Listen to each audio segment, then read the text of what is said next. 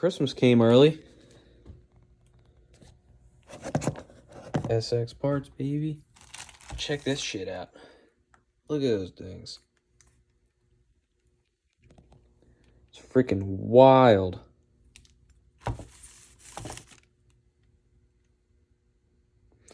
They used so much bubble wrap. It's freaking insane.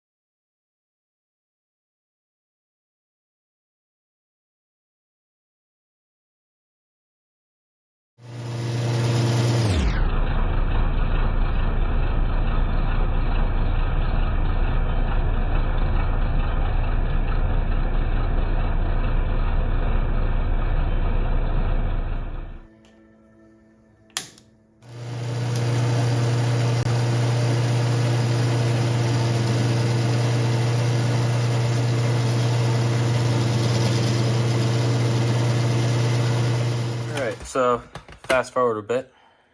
Cases are blasted. Did a light sandblast on them just to get the caked on dirt and stuff off. Bored them. That came out super factory. We had to make, I say we, my dad had to make a little brass sleeve for the oil passageway, because to bore the cases far enough, it went into that galley to allow. I got it rigged up here. It's kind of janky. This stand doesn't really work with this motor, but got the cases, bearing surface is cleaned, all the old stuff scraped off. Yeah, all the dowel pins are there. One's there, one's there. You use this stuff because it doesn't come with an actual paper gasket, so you just give it a little coating of that all around. All right, so here it is. When you first get the cases together with this gasket maker stuff, you want to just snug everything up kind of good until you see the glue kind of smush out just a tiny bit. And then you want to let it sit for a little while so it can tack up, and then go back through and tighten all these. So when you do put these cases together, the crank, it's not going to move. And if it does, it's going to be super stiff. So all that is the bearings not being centered, or the crank not being centered in the case.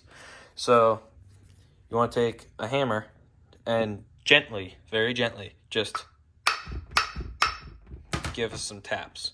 And that already freed it up a little bit. So you just want to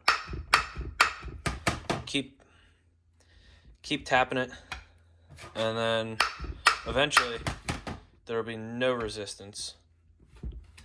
And then that's, so once you're done with that, you should be left with that. So after a little over a month of waiting, the Sxparts 186 kit, 66 millimeters, back in stock. So build this sucker up.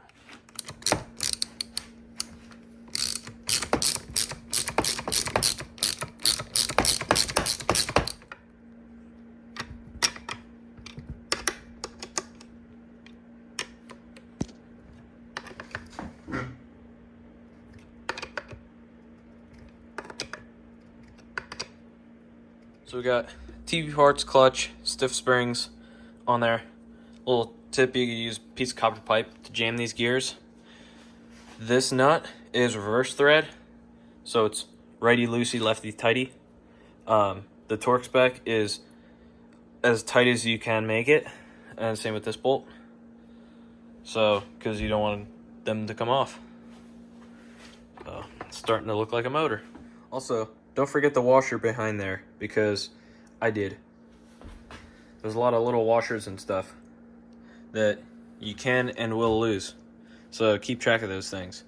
There's a couple in there. Make sure you have all your gears too. I forgot one of those too. So I split the cases again. It was annoying. So check yourself before you wreck yourself. Clutch side's all done. Now, get this side cooking. Start with cam chain. It's always a good idea to just get a new cam chain whenever you do a top end, because they're $25 and it's just one of those things that wears, but you can't really necessarily see it. So just spend the extra few dollars, throw a cam chain in.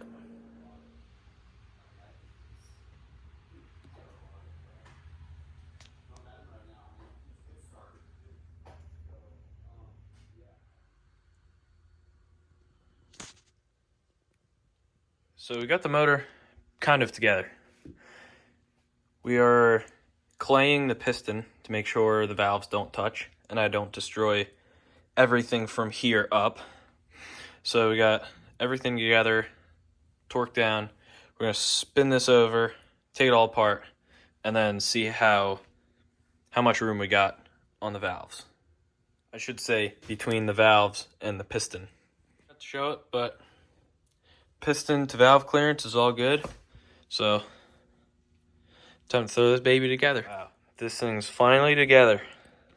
So from the top, we got Minimoto Cartel.